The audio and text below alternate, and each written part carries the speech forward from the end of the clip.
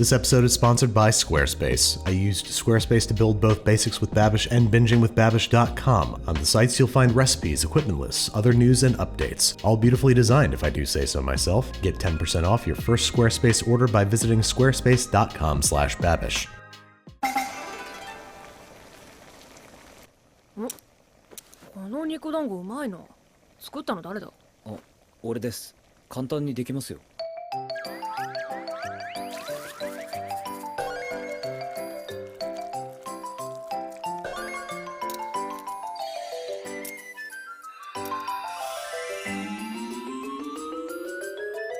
Hello there, welcome back to another episode of Anime with Alvin. Today we're going to be making the chicken meatball hot pot from Jujutsu Kaisen in celebration of the second season coming out. The inspiration for this dish seems to be tori dango nabe, or chicken meatball hot pot, which is usually cooked in a special pot called a donabe, an earthenware pot that is perfect for making things like rice, stews, and steaming. And this is a new pot, so we'll have to season it. This works differently than seasoning other kinds of aluminum or cast iron cookware. And after doing some Googling, it seems like the best way to do this is using the water from washing rice. So we're gonna wash about 2 cups of rice, but instead of dumping the starchy water down the sink as you would do if you're cooking rice, we're actually gonna pour that water directly into the pot, filling it up 80% of the way. We're gonna bring this to a boil, and I think the goal here is to essentially plug up all those tiny holes in the earthenware with the starchy water. The starchy water will sort of act as a glue and a sealant so that when we're steaming or cooking other sorts of liquids, those strong flavors don't seep into the pot itself.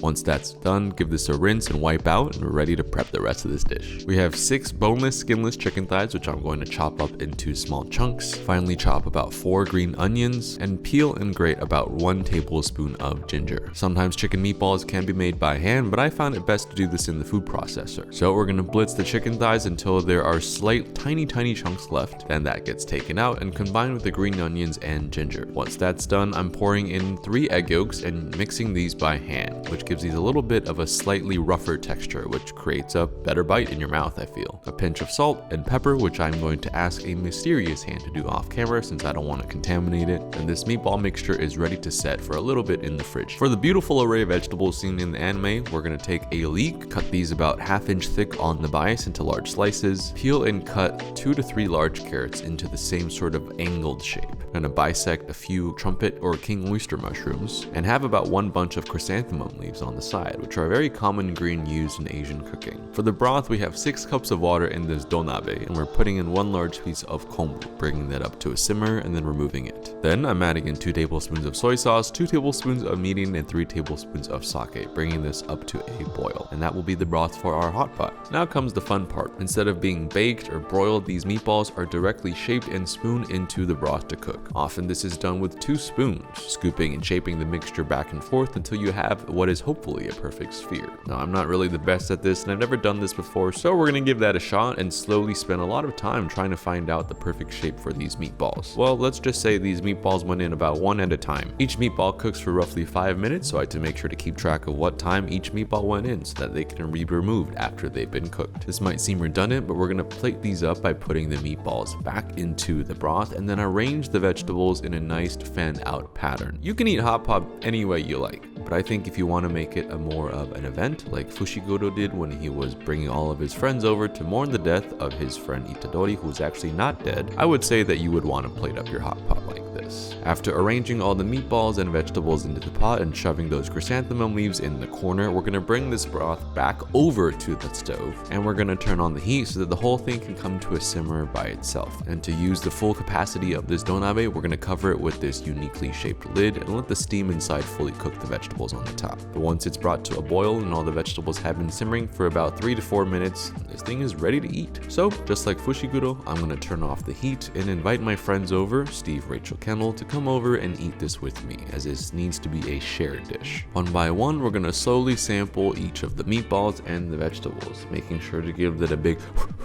because it is really hot. And over the course of the 10 minutes, we finished consuming this hot pot bit by bit. And this is my favorite part of hot pot. After you're done eating all the goodies, there's probably a lot of the broth still left in the bottom of the pot. Rather than discarding it or leaving it at the table at the restaurant you ate at, I like to use this because it essentially is a distilled, concentrated power bomb of flavors from all of the vegetables and meat that has been cooking in there. I have here a pack of really high quality instant ramen, and we're gonna basically cook these ramen noodles in this broth itself, giving the noodles a ton of flavor while also adding in the flavor of whatever flavor packet we decided to choose. 2 minutes in, I'm also gonna crack in 2 good eggs just because eggs and ramen go really well together. Let that cook, making sure not to break up the yolk too much, and then when it's done cooking, we're gonna add in a handful of our chopped scallions on top. And one could argue that this ramen, egg, soy, miso combination cooked in leftover hot pot broth may be more exciting and delicious than the actual contents before it, but nevertheless, we are going to eat this. I'm going to be honest here.